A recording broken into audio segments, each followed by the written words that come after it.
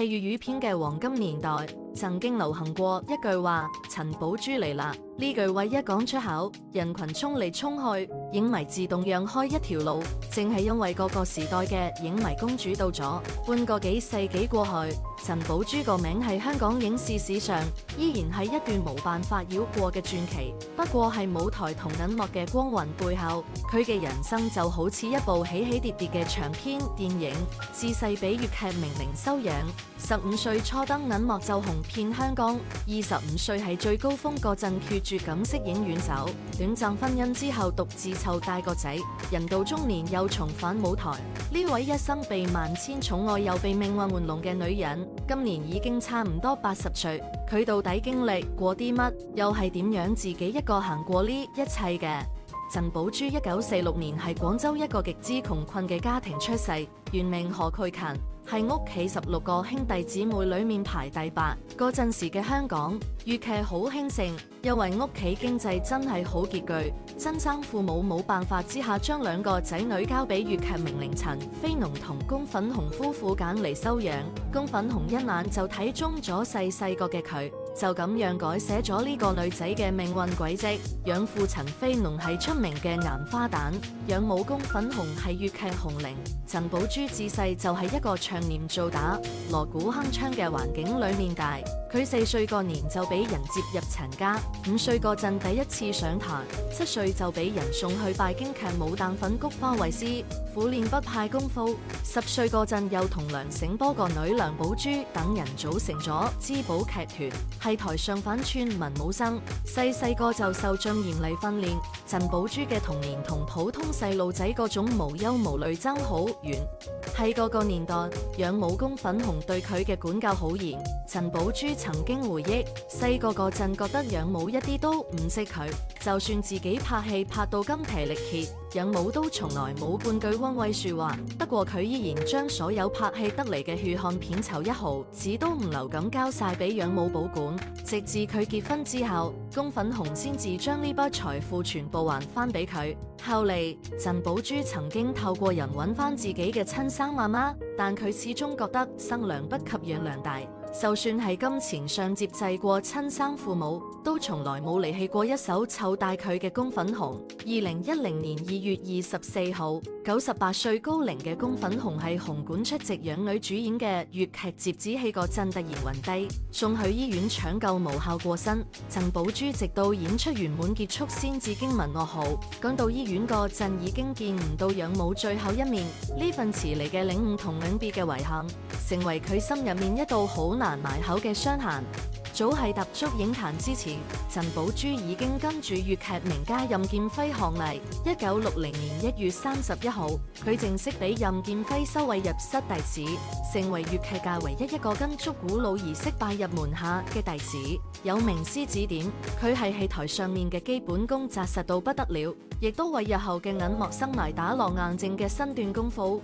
真正令陳寶珠聲名大噪嘅係20世紀50年代末到60年代嘅粵語片電影圈。1959年，得15歲嘅佢加入電懋公司，主演第一套作品《童軍教練》。嗰個年代，香港戲院正處於粵語片嘅黃金時期，陳寶珠撞正最好嘅時代。初期佢多數係古裝武俠片裏面反串硬角，一身瀟灑利落嘅英氣扮相令佢好快就吸納咗大批女影迷。自1966年開始，佢轉以女裝心拍時裝歌舞片，同蕭芳芳一齊拍嘅《彩色青春》一口氣將2個人推上青春玉女嘅頂峰。陳寶珠同蕭芳芳各有幾十個影友團同影迷會，雙方嘅瘋狂擁躉喺戲院門口互相鬥勁，場面之熱鬧可以話係空前絕後。單1967年1年，佢就拍咗多達32部電影，片酬高達每部2萬港元，而佢嘅影響力仲遠遠唔止咁。陳寶珠同馮素波、沈之華、蕭芳芳、薛家燕、胡愛明及馮寶寶7位女星結義金蘭，組成香港7公主。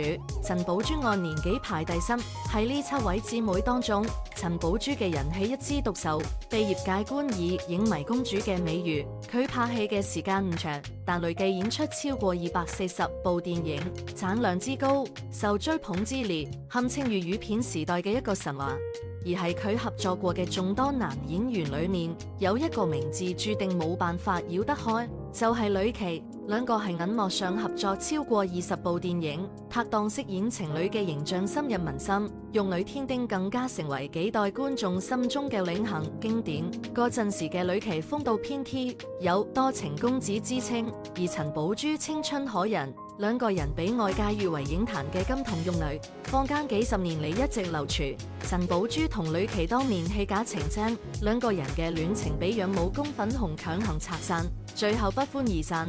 仲有人話陳寶珠係因為知道呂奇已經有家室，唔願意做第三者，於是斬斷情絲，遠走美國。多年之後，陳寶珠終於喺媒體面前親自開口解開咗呢個謎團。佢話兩個人之所以嚟往比較多，純粹因為同屬一間公司，拍同一間公司嘅電影，合作嘅機會自然最多，所以先至俾外界誤會係拍拖。佢進一步解釋，阿媽宮粉紅係一個好敏感嘅人，擔心個女一旦拍拖就會冇心機拍戲。所以任何一個男人行近佢，話媽都會第一時間出手阻止，呂奇都唔例外。陳寶珠直言，兩個人從來冇單獨約會過，不過呂奇本人就曾經喺一次返香港嘅訪問裏面坦言，好掛住陳寶珠，希望佢揾到人生伴侶。2024年11月，當85歲嘅呂奇傳出死訊嗰陣，陳寶珠俾媒體問起呢件事，佢好平靜咁話，自己唔知呢件事係真定假。兩個人拍完戲之後幾十年都冇再見過面或者聯絡過，佢一啲都唔驚訝，因為每個人都要經歷生同死。如果消息係真嘅，佢希望對方走得舒服啲。呢番回應既坦然又冷淡，為呢一段纏繞咗半個幾世紀嘅緋聞畫咗一個乾淨利落嘅句號。真正佔據陳寶珠內心世界嘅男人，其實另有其人。1970年，得25歲嘅陳寶珠喺事業最高峰嗰陣，突然做咗一個令整個影壇譁然嘅決定，就係息影去美國讀書。係好多人眼中呢同自毀前程冇分別，不過陳寶珠走得決絕，因為佢已經唔覺意俾一段愛情打中咗心神。喺美國讀書期間，佢透過朋友介紹認識咗一個喺美國讀商科嘅後生仔楊占美。楊占美出身顯赫，係香港著名百貨業富商楊虎生個仔，家底非常豐厚。呢位富家公子唔單止學業出眾，談吐氣質都相當唔錯。兩個人識咗之後就開始拍拖，好快就打得火熱。1974年，陳寶珠同拍咗幾年拖嘅楊占美喺美國註冊結婚。結婚之後冇耐就生咗唯一嘅仔，改名叫楊天經。結婚之後嘅陳寶珠完全洗走晒明星嘅光環，心甘情願洗手做羹湯，專心留喺屋企相夫教子。但豪門嘅生活遠比想象中複雜，呢段表面睇落美滿嘅婚姻維持咗8年之後，最終都係行到盡頭。1982年，兩個人正式離婚，個仔楊天經交俾陳寶珠自己一個湊大。離婚之後嘅陳寶珠將全部心機放喺個仔身上，對感情呢家嘢再冇動過心。之後半個幾世紀都保持獨身，而楊占美嘅人生同樣令人唏噓。1986年，呢位曾經風光一時嘅百貨業富家只因為突發心臟病過身，得40幾歲。嗰陣時佢哋個仔仲未夠10歲。冇咗老豆庇護嘅楊天經，係阿媽陳寶珠嘅悉心照料之下長大成人。天經個樣勁似阿媽，性格溫厚老實，佢對阿媽極之孝順。陳寶珠每次講起個仔都笑到見啱唔見眼。楊天經冇好似阿媽咁投身電影圈，而係中意舞台劇表演。佢嘅個人生活低調平穩。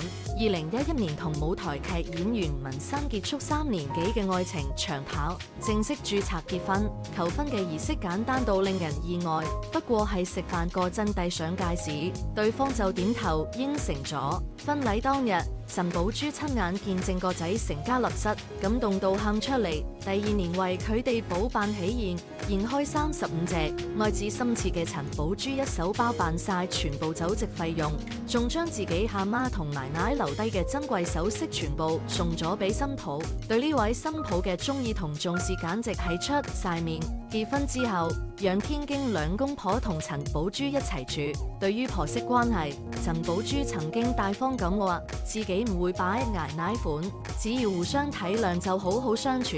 做笑住或會俾新抱打滿分，新抱吳文山都多次讚奶奶脾氣好，對佢哋照顧有加，婆媳關係之融洽堪稱娛樂圈嘅模範。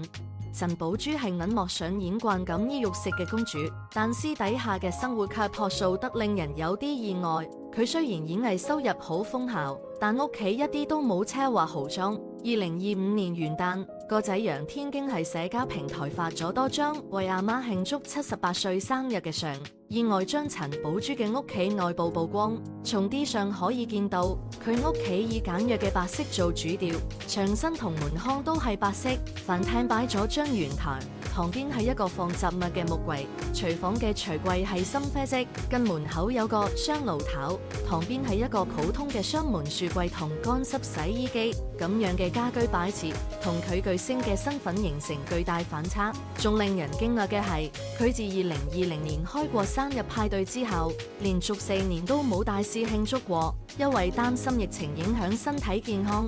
佢呢幾年已經慣咗同屋企人簡單食餐飯就算。陳寶珠嘅財富究竟有幾多？外界冇辦法準確知道，但以佢60年代片酬每部高達2萬港元嘅收入水平，加上咁多年嚟投資有道，以及早年養母還翻俾佢個筆數目唔細嘅片酬積蓄，佢嘅身家應該相當可觀。不過陳寶珠極少喺公眾面前談論自己嘅財產。至於坊間曾經一度流傳陳寶珠遺囑曝光，經過核實之後，其實係同名嘅南京大屠殺幸存者陳寶珠或者另一位已故藝人陳寶蓮嘅訊息，唔係指本文所講嘅粵劇演員陳寶珠本人。到目前為止，冇任何可靠嘅公開信息證實陳寶珠已經立咗遺囑或者遺囑內容被曝光。佢只係靜靜咁住喺自己間屋度，過住平凡而有規律嘅日子。78歲嘅陳寶珠自稱宅女，好少出街，平日唔出夜街，早睡早起，成日做運動，飲食都好檢點。佢強調做人最重要係放鬆啲，唔好太緊張，唔做嘢就唔會緊張。喺2024年11月出席香港血癌基金慈善活動嗰陣，佢精神狀態極好，短髮銀絲嘅造型非常有型，甚至俾媒體形容為同影后葉童撞樣。佢已經擔任呢個基金嘅愛心大使長達23年。面對跟隨自己大半生嘅老粉絲，佢話10歲嗰陣佢哋都係10歲，到咗而家好多人都70幾歲啦，大家已經唔再係追星嘅關係，相識幾十年，好多粉絲嘅名佢都講得出。當被問到會唔會再次上台演出嗰陣，陳寶珠笑住答：如果而家同人哋話唔會，將來佢又做咗，就會俾人話言而無信，世事無絕對。如果有合適嘅機會，試下玩下都冇壞。佢坦言自己近年嚟一直有人同佢傾搞演唱會同粵劇演出，佢本人對唱粵曲同演粵劇嘅興趣遠遠大過流行歌演唱會。陳寶珠嘅一生被時代推上咗最高嘅浪尖，又被命運重重咁拋入咗最深嘅谷底。佢曾經係聚光燈下被萬人簇擁，亦曾經係異國他鄉獨自承受婚姻破碎嘅痛楚，但佢始終保持住一份難得嘅清醒同克制。佢唔憎恨養母當年嘅嚴厲，唔憎恨命運令佢高薪一人，亦都從來冇為自己急流勇退嘅選擇後悔過半分。當喧囂落幕，陳寶珠早已唔需要再用影迷公主呢個頭銜去證明啲乜，佢嘅一生就係一出比任何電影都更耐人尋味嘅大戲，而佢嘅故事仍然繼續，唔急唔慢，平靜從容，一如佢個將永遠帶住淺笑嘅面龐。